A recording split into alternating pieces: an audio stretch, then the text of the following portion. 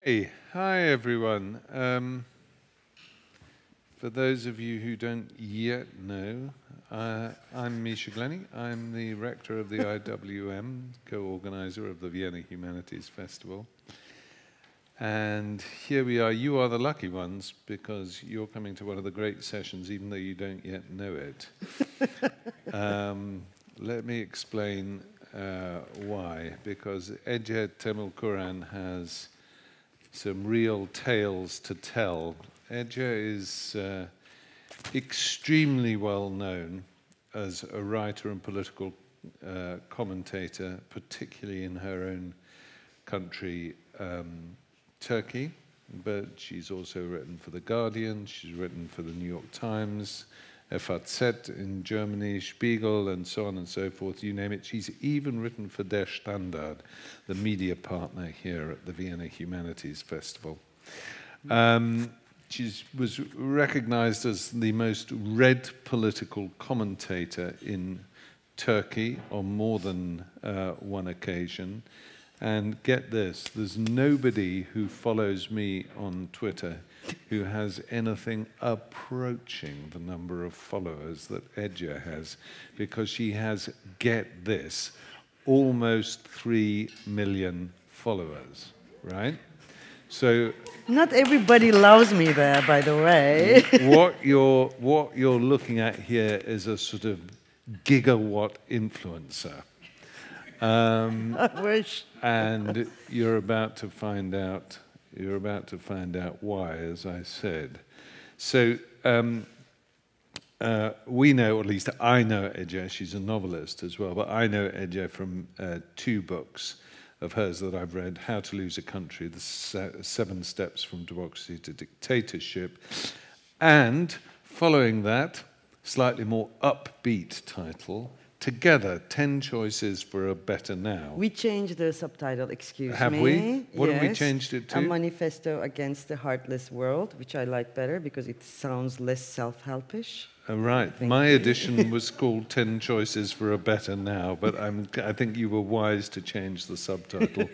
That's very good. Now, the point about her first book is, and that's what we're going to start on, is that Ece was one of the first people to identify and codify what was happening with the emergence of populist leaders before the rest of the world had taken much notice about it. And what we saw with her book is that the lessons that she had drawn primarily from her own country, Turkey, were then replicated elsewhere. Now, most of us started to identify these kind of problems, Ece, in 2016. I think first, certainly for us Brits, with the Brexit referendum, but then,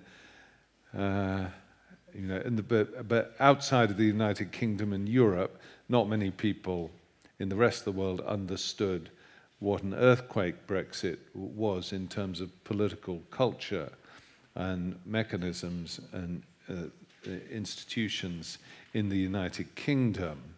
But everybody did understand what an earthquake the election of Donald Trump could possibly represent.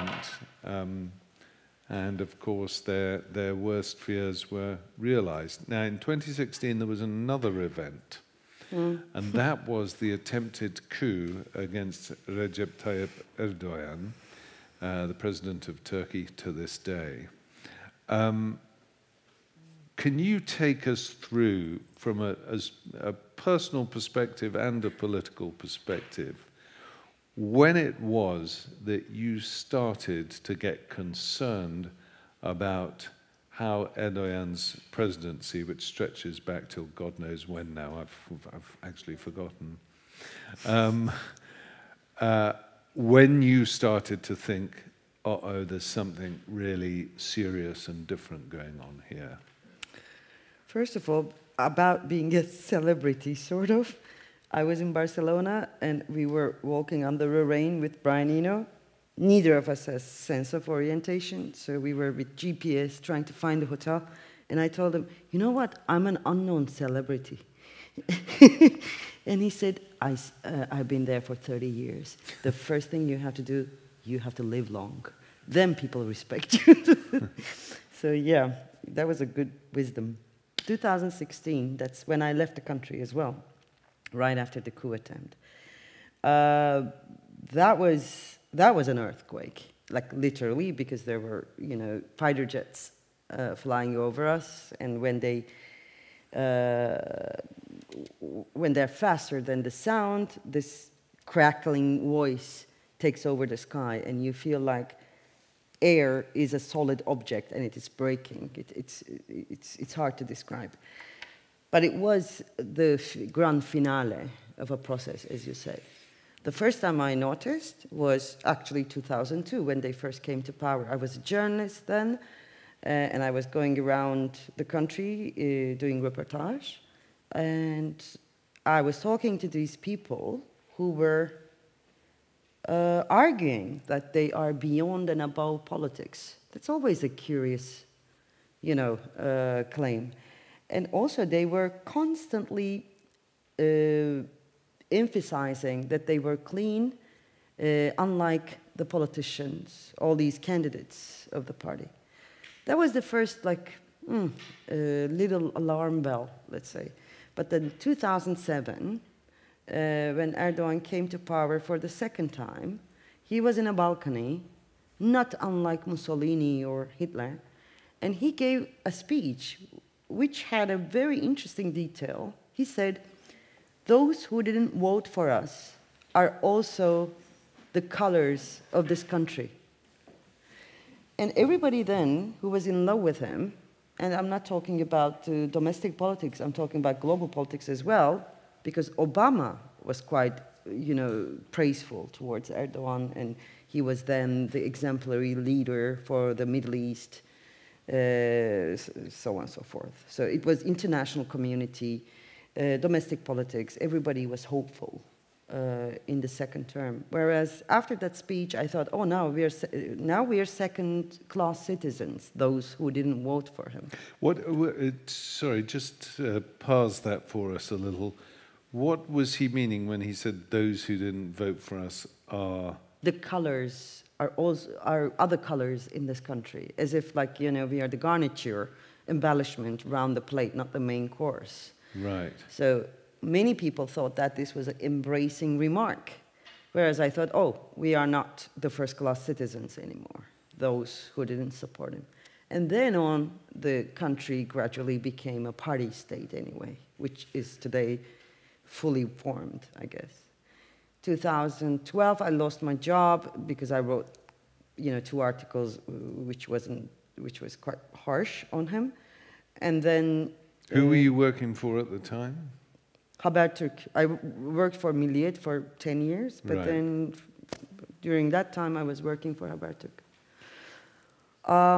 So I lost the job, and you know, at the time, if you're losing your job because of political reasons, it was like a stigma. Nobody would hire you. Then I quit journalism. So hold it a sec. When you lost the job at Haberturk, did the editor just come to you and say, sorry, Ece, but it's game over. We've heard from the top that you can't write for us anymore? Not even that. You don't even need that. I was in Tunis writing my novel, by the way, at the time. I got this phone call, and he said, Ece, you know. Yes, I know. Thank you. Thank you. Like, I don't know how many, 10 seconds? And then your whole career is gone. Nobody has to make an explanation. Nobody knows what's going on. So, yeah, that was a lovely phone conversation. So this is 2012. Is the European Union still in love with Erdogan at this point? Oh, absolutely. And I am in LSE, let's say, or SOAS, or Americans as well, by the way, or Harvard, or, you know, whatever you can think of, Oxford. I'm giving speeches, and I'm telling, something is wrong in the country. You have to look deeper And then I was this crazy woman, well, young woman then, who doesn't like the idea of democracy. That was the dominant narrative. So you were essentially accused of being anti-democratic. Oh, of course, loudly so. Yeah, and by Western academics as well, academics and journalists as well. Wow. And imagine, this is 2010. For 6 years, they didn't know what really was happening in Turkey. There was a pause of, there was a moment in 2013 when Gezi uprising happened. I don't know if you remember that. Yes. It was the best days of our lives. Then, people were like, oh, wait, this is not what we thought. CNN, BBC, and so on. Otherwise, until then, it was all over the place, Erdogan. And, okay, I remember this day in Oxford, for instance. One of his spin doctors was in Oxford, giving a speech at the Middle East Studies Center.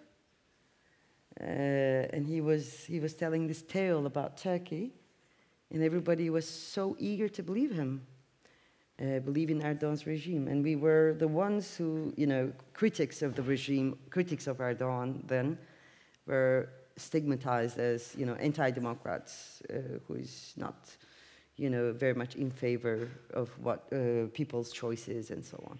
And when he was doing those things which looked like, from the outside, to us, obviously naive people at the time, that he was actually trying to implement some of the EU's demands over the question of the use of the Kurdish language, for example. Mm-hmm. Was that all just a bluff? Well, now you and all the Western audiences know about the typology of the of the persona.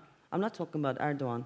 Now everybody knows Boris Johnson, Trump, Bolsonaro, Orban, and so on. So there is a shared feature of these characters, which is they don't actually have a particular ideology. They just want to be in power, so they can shift their political choices overnight. It doesn't really matter. Actually, that is the zenith of cynicism. A defining characteristic. Almost. Exactly. So they are doing, they're making these incredible alliances, contradicting alliances, lots of inconsistencies there. But it's not their problem, because what they're trying to do is just to keep themselves in power. And, the preferred alliance of the day is good enough for them. Is this working? It is. It is. Okay. It's like it cuts out now and then when you turn towards certain me. words.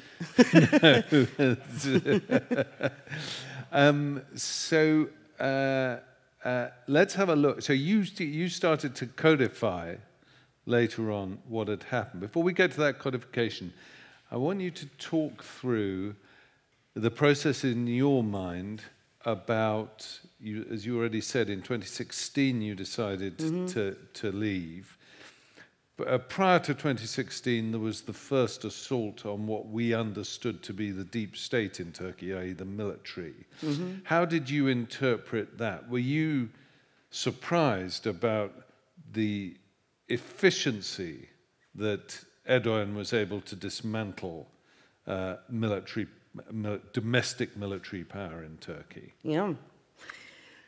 Well, this is not the first coup I saw in Turkey. The first time I was 8 years old. In 81? 1980, yeah. 1980, I was 8. And I still remember the scenes from that period. And I grew up in a leftist family, so I grew up in the defeated side. So, I know all the stories that were kind of hidden from the ordinary people or the right-wing people and so on. 1980 is one of the cruelest, meanest military coups in the modern history. It was somewhere between, with Chile. I think they were horrifying. So I know that when military decides to make a coup, you know, some people in pajamas, like they did in 2016, cannot stop those tanks. It doesn't work like that. They shoot you down, end of story. Whereas in this one, civilians were killing the soldiers. Strange, and I leave it there. But one of the, you know, fun facts about Turkish, you know, people is that army, historically, is the most trusted organization, institution in the country. So I was actually surprised, not in a bad way, but I was surprised that people came out to stop the army from military coup. And, you know, the soldiers were trying to convince people to go back to their places, which doesn't happen in a normal coup in Turkey. Ironically, I was 8 when the first coup happened, and my nephews, half American, half Turkish, they were at the time in Istanbul, and they, you know, so this coup attempt, so it is transmitting some sort of generational conversation, in a way, over Turkish history. It was interesting. So basically what you're saying is that the coup was stage managed. I cannot say that. What I can say, that it was an interesting coup. Like as interesting as a coup can get. But also, does it really matter? That's my question. Because at the end of the day, Erdogan, being the genius political animal he is, he, you know, benefited from this crisis in the best possible way a politician can. He has been like that. First of all, he's a lucky man. I mean, like, we have to give it to him. But also, he knows how to turn crises into, you know, advantages. And this was a big one. So it became the biggest advantage for him. Now, what was the process in your own mind about what to do?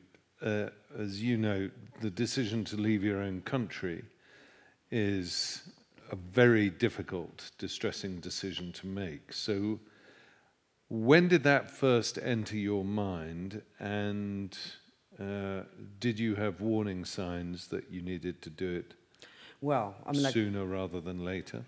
First of all, I have to tell you something. If it wasn't you, I wouldn't tell these personal stories. No, seriously. Because the Western audiences love this, you know, intellectual damsel in distress running away from barbarians, you know, throwing herself into the arms of Western civilization thing, which I hate. Because it's not like that, and I'm not telling my story, I'm actually telling their story to them. But still, since it's you, I'm telling this. It was a very emotional decision. And I don't even know if I decided this. I had an apartment in Zagreb because, you know, my publisher there has become a good friend, already had become a good friend. And she's younger but wiser than me. In 2014, she said, you know what, your country is going towards shit. You need a place in Europe. You don't have money. And Zagreb is the only place you can have a apartment. So she literally forced me to get on the plane, come to Zagreb, buy an apartment in 24 hours, and she fixed it. And I forgot about that apartment even. So I went to Zagreb in 2016, October, a few months after the coup attempt, and I had 1 pair of pants, 2 t-shirts, nothing. Because I couldn't bring myself to admit to myself that I am leaving the country. We are like Iranians in that sense. Maybe it's because we are not truly colonized country. We have this very deeply embedded sense of duty towards our people, and you know, this, I wouldn't say patriotic, but in a revolutionary sense. You know, we are so connected and we feel the sense of, you know, we owe them. We owe our people. Especially if you're educated, you owe them even more. So it is not easy to bring, it wasn't easy to bring myself to go from the country. But now I'm looking at, from a historical perspective, I was, and people like me, were already abundant. Because we are the product of a political project, Turkish Republic, a secular republic.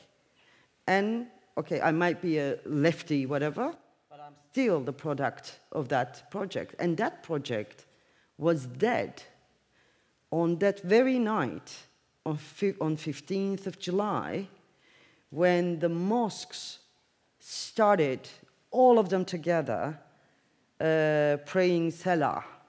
Salah is a special form of prayer that that the mosques do when there is a dead person, and it is extremely creepy. I mean, like, it gives you the sense of death.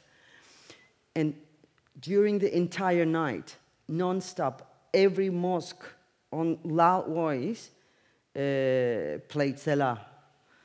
And it's, still gives me goosebumps. As though they were announcing the end of the secular republic. Well, it wasn't, you know, they weren't openly saying that, but it was like, you know, it was so obvious that we were going to wake up to another country. And fighter jets, Salah, you know, maybe I am quite right when I say, you know, women are the canaries in a mine when it comes to fascism, because you actually feel something is happening. Okay, you know, many people did at the time anyway, but it was so real. I mean, like, yeah, it's done, and as a product of secular Turkish Republic, I have no chance surviving in this country, you know, neither financially nor emotionally, in whatever way you can think of. So that's important when you talk about the. Wow. The ghost of secular Turkey appears. That's important when you talk about women as the canary in the coal mine, as it were, because this is one of the first things that you identify in the playbook of the rise of what I called in a podcast, the rise of the Iron Men, is they target women. Explain that to us. Lately, I wrote a sentence saying that if an institution cannot accommodate women's laughter, then there is the fascism there in embryonic form. I think this is a universal fact. It's not about Turkey or Iran at this point. I think fascism is, at the very bottom of it, is the fear of the female. I'm not talking about women. I'm talking about everything that is female. Everything that is not extremely regulated. Everything that is not male. You can say nature is female. You can say that there is a female side in men as well, which fascism hates, again. So I think fascism is the hatred of female. And that is something that shows itself in, you know, almost in quite insignificant ways in the beginning. And the funny part of this story is that when women are under attack, or female is under attack, let's say gays or transsexuals and so on, anything that has female in it, somehow the male status quo, you know, turns a head. Oh my God, kind of, you know, don't really take it seriously. Somehow they think that there will be a deal between the status quo and fascism, or the fascist inclinations. And you know what? We can give few women as the sacrifice. This is not coincidence that, it's not a coincidence that in every country there is rising right-wing populism or fascism. it's first the female journalists that are like sacked. It was 3 of us from mainstream media. It was so funny because we were all like, you know, looking nice. You know? They put our pictures on a newspaper saying that the first 3. Yeah, it looked like, you know, okay, they killed 3 witches of Shakespeare, and now the king reigned properly. So in every country, it's the same thing. I mean, like, don't you think it is completely insane that the world is coming to an end, as in like tomorrow, and everybody's talking about the wombs of women? Like obsession with this abortion thing, you know. There is something about fear of female, and if it is there, it you know, 100% will lead to some sort of fascism. So this happened in Turkey, and I saw it happening in other countries as well. So it's interesting that you should talk about institutions which don't tolerate female laughter are an indication of something deeply wrong, because you also have an interesting, in terms of your 7 steps on the way to fascism, an interesting reflection on the role of humor. Explain that to us about why funny is not necessarily funny. Yeah, Britain spent quite a lot of time on the 6th step of 7 steps from democracy to dictatorship. It's laughter. Yeah, humor is so nice. I mean, like, and whenever there is these guys in power, as soon as they come to power, actually, we start laughing. Like, I cannot, you know, there was this endless humor about Boris Johnson, even more so for Trump. And that laughter, I think, is kind of something that we do to feel a little bit secure. Well, as long as we can laugh about it, it's okay, kind of. Good, nice. And laughter can also be the source of resistance as well, and opposition. But there is an illusion there that we have to be aware, and we have to watch out when we are laughing, how we are laughing, to whom we are laughing. Does it really work? Does it have a consequence? Or is it an inconsequential, let's feel safe laughter? Also, there's another thing about laughter and humor and sarcasm in particular. When it doesn't work, when the opposition is completely devastated, that laughter, that sarcasm, that humor turns on in itself. And you see people from the opposition, from the progressive circles, making fun of each other, being sarcastic to each other, and using that, you know, how do you say this, you know, the arrows of humor against each other. So laughter is a slippery ground, humor is a slippery ground, and it might really be a step towards dictatorship. Because would Trump care?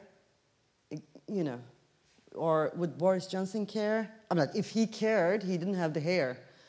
So they don't care about our laughter. We care about, we think it's important, but actually it's absolutely inconsequential in terms of politics. So when I made this podcast, which came out just after your book called The Rise of the Iron Men, I included Boris Johnson in it. And in the United Kingdom, I got a lot of criticism for including Boris Johnson, because, you know, he's exactly as you said, he's fluffy, he's funny, you know, he's a clown, he's surely not a threat. But my, and Erdogan, well, in fact, I interviewed you extensively for the Erdogan program.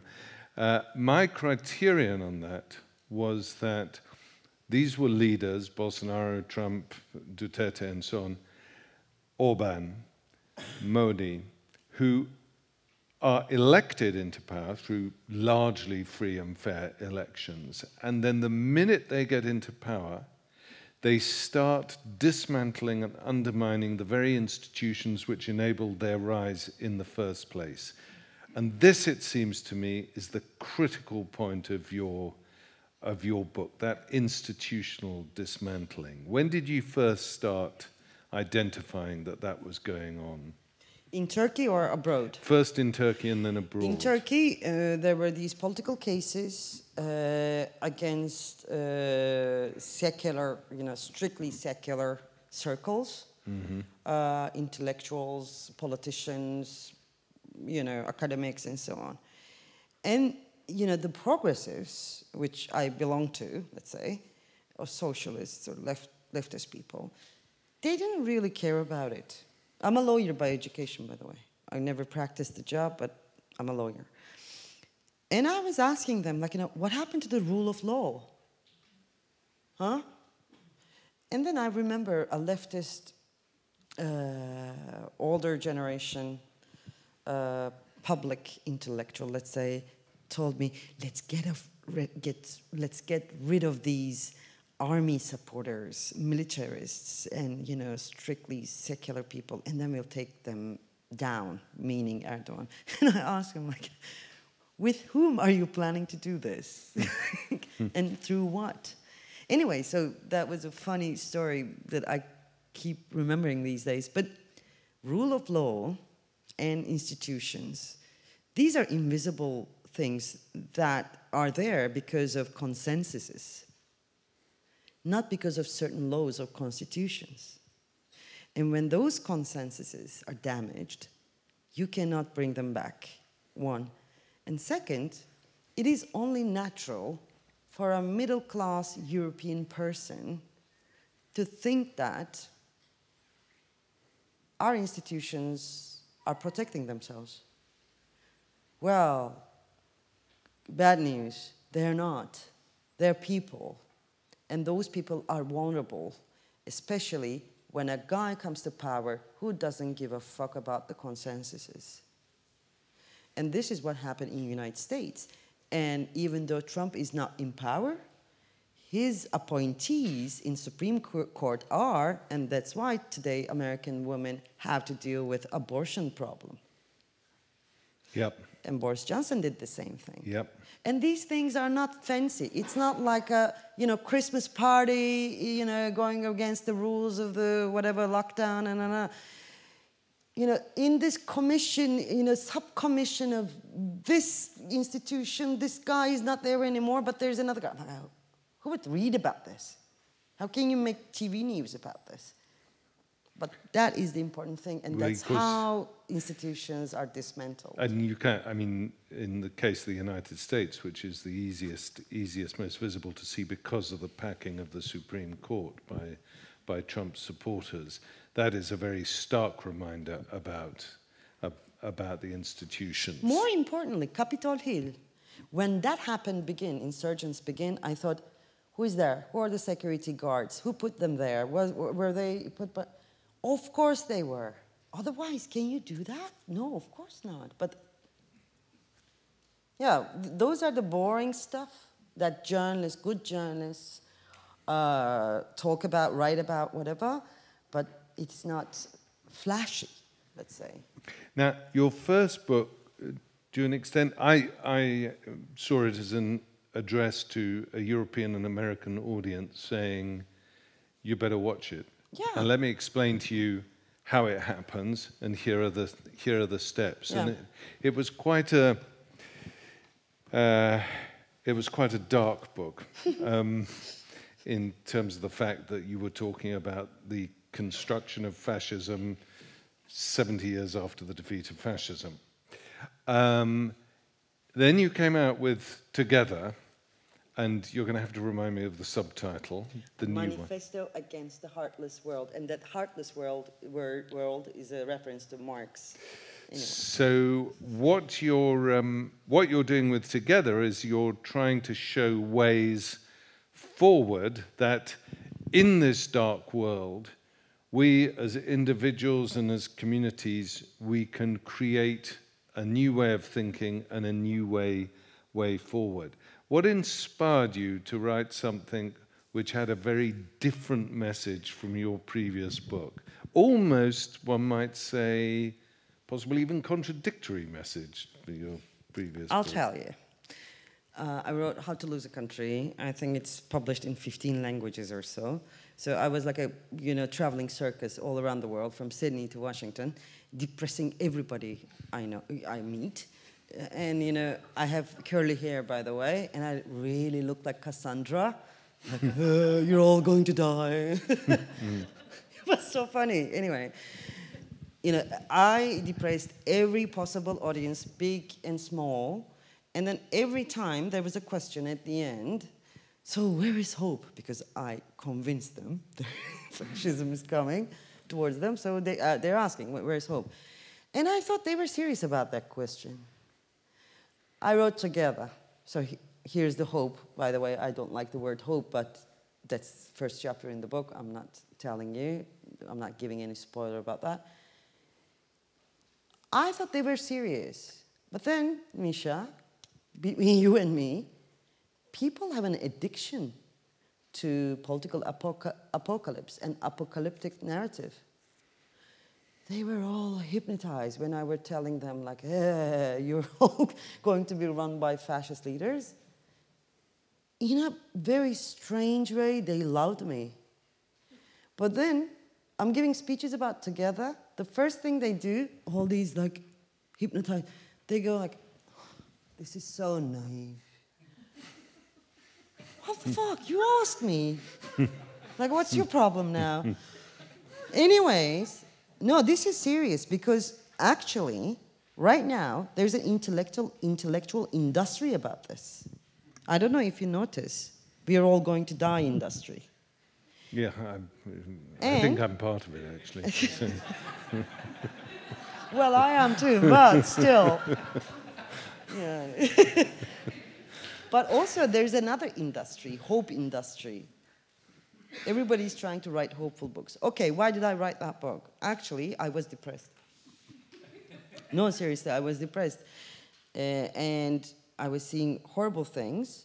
And I thought, and, talking about fascism every day for, 2 years, it just gets in your head. And I thought I have to make a moral and political decision. And that was it, to write Together. I made a moral and political decision to believe in humankind. It's not that they convinced me, but I seriously thought, if I don't do this, I'm going to lose my mind, and it will become baseless. Everything I write will become meaningless. I mean, what struck me about Together, I have to say that I don't think you're entirely right about people, or at least in my experience, about people not being interested in hope. Because I find, if I'm giving keynote speeches, that if I don't end on a note of optimism and a note of, but wait a minute, there are things we can do about this, then people get so miserable that it essentially freezes them into inaction. Whereas if you give them a sense of hope, or here are some possibilities, it means they go away having hopefully learnt something, but also feeling like you would feel after reading Together, that actually there are some really positive things here. And you could feel better about yourself and better about the world, and therefore more engaged with the world. Okay, let me ask you a question. Do you believe in what you say? Like when you are doing the hopeful bit of the... No, this is a... No. Listen, this is a serious question. I asked the same thing to Yanis Varoufakis. Do you believe in these things? No. What is important is us believing in them. We are talking, we are writing, whatever. Yep. So you have to really believe in it. And I made a decision, not seriously, I'm repeating this, not because the world state is convincing me, but I made a decision. That's why the first chapter of that book is Faith Against Hope. Yep. Because this is a hopeless time. But not hopeless time, let's not put it that way. This is a very, very dark time. And hope is not a consequential word. What if I tell you today, there's no hope, my friends? What would it change for you tomorrow? I'm like, how would it change you tomorrow? What would you do differently tomorrow? Or what if I say, okay, there is hope, and this is the hope. Will you really do something different tomorrow? Tomorrow isn't like literally tomorrow. So hope is an inconsequential, fragile word, whereas faith in humankind, by the way, not say a religious way, faith, that is an unbeatable weapon of humankind. So I think this is interesting because together as a book, I mean, how to lose a country is depressing. It's a narrative I understand. It's a narrative I've observed and so on. What I thought about together is that philosophically and emotionally, it was a more interesting book. Not to deny, thank you very not much. to deny how to lose a country, but you know there is a lot in that book where you stop and think, and this concept of faith in humankind, I thought was very, very helpful, and I'd never thought about hope in that way either. That hope was paradoxically hopeless, in as much that it doesn't change anything, and so there are a whole string. Well, I'm not going to give away all the secrets because I hope you'll go and buy the book now. But in some senses, together was a more profound piece of work from my perspective, because it made me think about things which, as you say, do I believe in it at the end of a speech? I think I do, in as much that until we screw it up totally, humans have the brain power, have the capacity, in theory, to do something about it. And as long as that exists, and it's not hope, that's a knowledge of humankind, your faith really, then we can, then there is still the opportunity to reverse the worst trends in history that we're witnessing. But I want to hand it over to the audience here for their questions and answers, because that is what they're here for. Audience, questions, answers?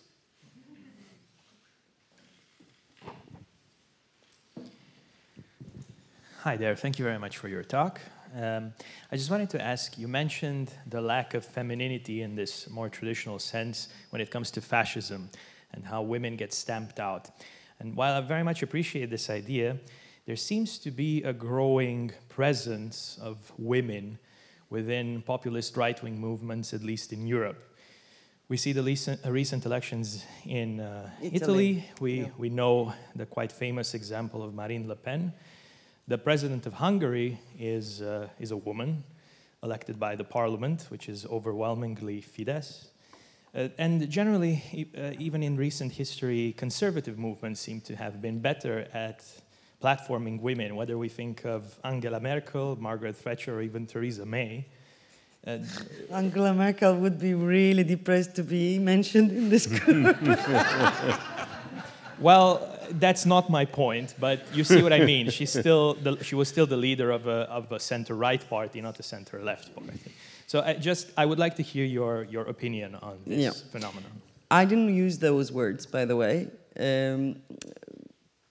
I can use those words. I know those words, but instead of femininity, I said female, and I said I'm not talking about women. I'm talking about female. So what is female for me does not cover Meloni, for instance, or Thatcher, especially not Thatcher. But, you know, has been going on, this discussion about can women be fascists. I don't know, it's time-old thing, you know, as old as fascism, and there are many books and many ideas about it. But what is interesting to me about Meloni, for instance, is that if you don't, you know, if you're an alien and you just arrived on the planet yesterday, you know about the ideologies in general, you turn on the TV, BBC or whatever, Rai and Meloni is talking, you would think that, wow, what a revolutionary woman, anti-colonialist, and like, I think she's going to defend redistribution of wealth very soon and so on. It's so interesting. I mean, like, did you try listening? By the way, she's very charismatic. And she's using the discourse of the left. This is so interesting. And I thought, when listening to her, I remember the Capitol Hill insurgents. And do you remember the guy with the funny fur hat? The first 60% of his speech, I could sign for that. He was talking about big, you know, big capital, this and this, you know. So it is only tragic that all this anger of people, anger coming from their broken dignity, cannot be politicized by progressives and the left, yet they are politicized by fascism. It is ironic that we are doing this talk in Vienna. Vienna is a crazy, crazy place, as you know. I mean, like, this city is the home of the crazy ideas that fucked up 20th century, actually. And we are almost replaying that moment with Technicolor scenes. It's not black and white anymore. Radical ideas, you know, off-the-center ideas, and so on. So it will be a real political war very soon. And center, that common sense British invention, will not hold. So here's the thing, as a consequence of that, how is it that all of us are sitting here watching what's happened in Hungary, watching what's already happened in Turkey, Poland, Trump, Brexit we've experienced, and we sit here and we say, oh, this is terrible, this is fascism on its way, blah, blah, blah. And we're completely incapable of doing anything about it. And that encompasses much of academia, much of public intellectual thought, much of the discourse of the popular arts, whether it's television, drama, film, theatre, or whatever. And we appear, however, to be politically utterly impotent. Excuse me, Misha, but we are allowed to call it fascism since, let me see, 5 days. Because it was only 5 days ago, New York Times, on its first page, proclaimed that this is fascism through Italian elections. Otherwise, the mainstream media, I remember being, you know, metaphorically beaten up by moderators on stage, on screen, just because I used the word fascism. And it didn't only happen in Germany, by the way, but in Britain, in the United States. How can you say that word? So finally, it is becoming mainstream very recently. It is becoming kosher to use the word. Otherwise, it was right-wing populism. That's it. It was just a passing by fancy. Now it's fascism. And I see the panic, by the way. I come from Athens. There was Athens Democracy Forum. And I saw the panic. And there is panic in Europe right now. I don't know how many democracy panels, conferences, seminars I'm invited to right now. I wish they woke up sooner. Unfortunately, it's too late for certain things. But at least now we know that we are allowed to call it fascism. Now we're, you know, calling the spade a spade. So it will be clearer from now. However, what is not still clear, and I hope they don't lose that much of time this time around, they don't understand, the mainstream intellectuals, mainstream academia, mainstream politicians, centrist politicians, most importantly, they don't understand they should be more afraid of fascists than they are of socialists. This is very important. Why do we have Le Pen maybe Macron was a little bit closer to Mélenchon, we wouldn't have had Le Pen so strong. Or why did we have Meloni? Maybe, you know, Italian socialists could be a little bit more embraced by Italian centrist politics. I'm like, Biden, the only reason Biden won is Bernie Sanders, if you ask me. Because he created the air, he created the wave. Otherwise, he couldn't have won. So, you know, Biden, American politics, somehow more clever than European politics. I think the Cold War fears are still present. And if we're going to have fascism, like fully formed fascism in Europe, it will be thanks to the fears of the Cold War. Communism, fear of communism. We've got a question in the front row. Have we got a microphone? Or is... Sorry, I'm kind of like this. Doesn't matter. My name is Mirjana Tomic. I have a question. It seems to me that everything I believed in is falling apart, like democracy, human rights, women's rights. And it seems that it's falling apart without any major resistance. And I'm thinking of the part of the world where democracy has been around for some time. Why is it, or has it been so easy to dismantle democracy? And the institutions, especially. Well, there was this intellectual fashion, or especially in mainstream media, op-eds were written around, oh, how did we end up with Boris Johnson? How did we end up with Trump? Oh.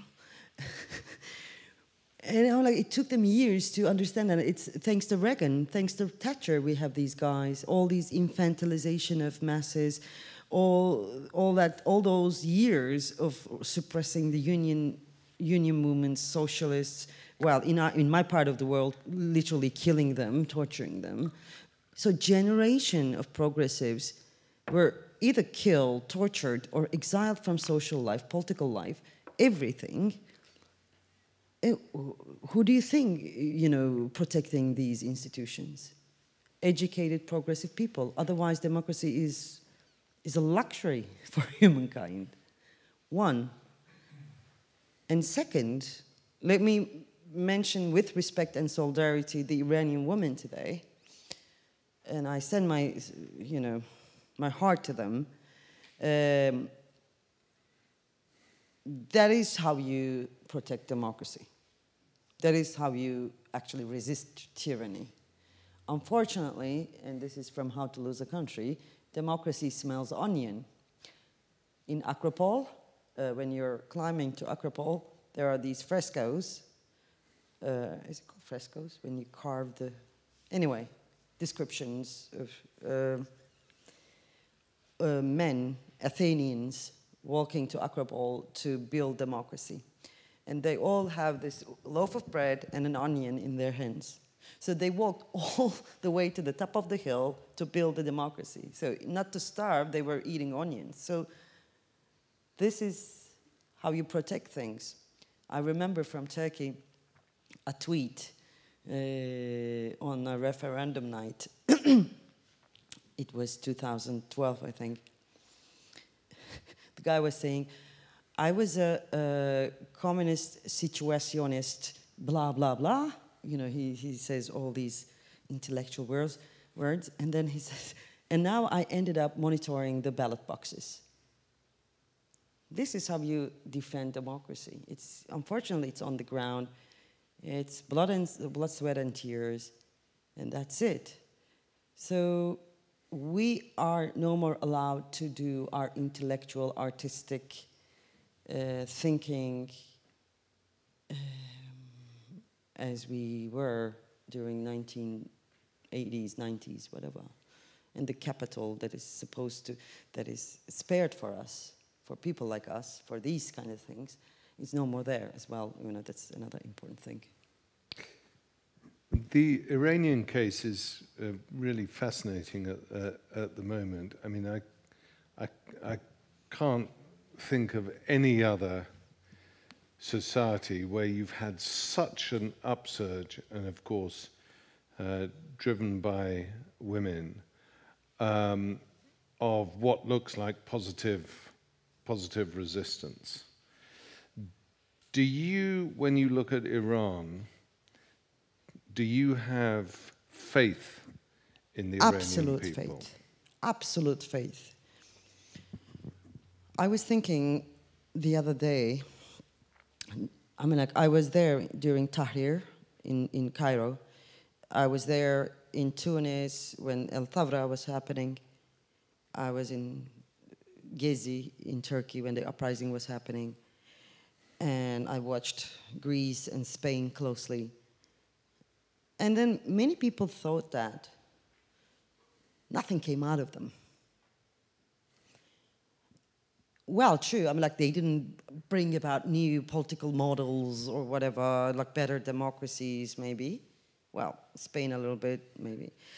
But I always thought that those protests movement, those uprisings, changed the fabric of politics, the very fiber of politics for all of us.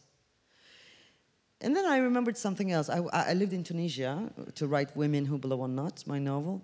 And there was a very old woman. She showed me how to produce jasmines. And that was called Jasmine Revolution, by the way. They hate it, the Tunisians, but it was called. Anyway, you don't put, you don't break a branch and put it somewhere else. You take one of the branches, and then you kind of put it underneath the soil, and wherever you want it out, you stick it out. And I thought, this is what's happening. 10 years ago, something happened in the Arab world, in that part, in that region. And now, for 10 years, it was going underneath the soil, and then it came out from Iran. You never know where it will come out from. Or maybe it came out from Chile, which we have to follow very carefully, I think. And then maybe it just, crossed the ocean and came out from Iran. This is how change happens. It doesn't just destroy everything, as it transforms. And then I think there is a transformation, and it's not a coincidence, because women have not been this strong since 3,000 years. Economic power, education, political experience. And for the first time, they are not afraid of being punished with loneliness. That's important. And they are not embarrassed. So it will go on. I think it will go on. Well, I think that optimistic note is, of course, where we have to stop. This is realistic, not optimistic, if you ask me. Well, it's realistic optimism, or optimistic realism. Ece, thank you so much. Ece has agreed, I believe, to sign books. Sure. So that's an even more optimistic note. So may I encourage you all to stream out to the bookshop at the front there and buy Ece's 2 books, which I think we've got on sale in both German and English. And in the meanwhile, give her a rousing round of applause. Thank you so much for coming. Thank you. Thanks a lot. And thank you.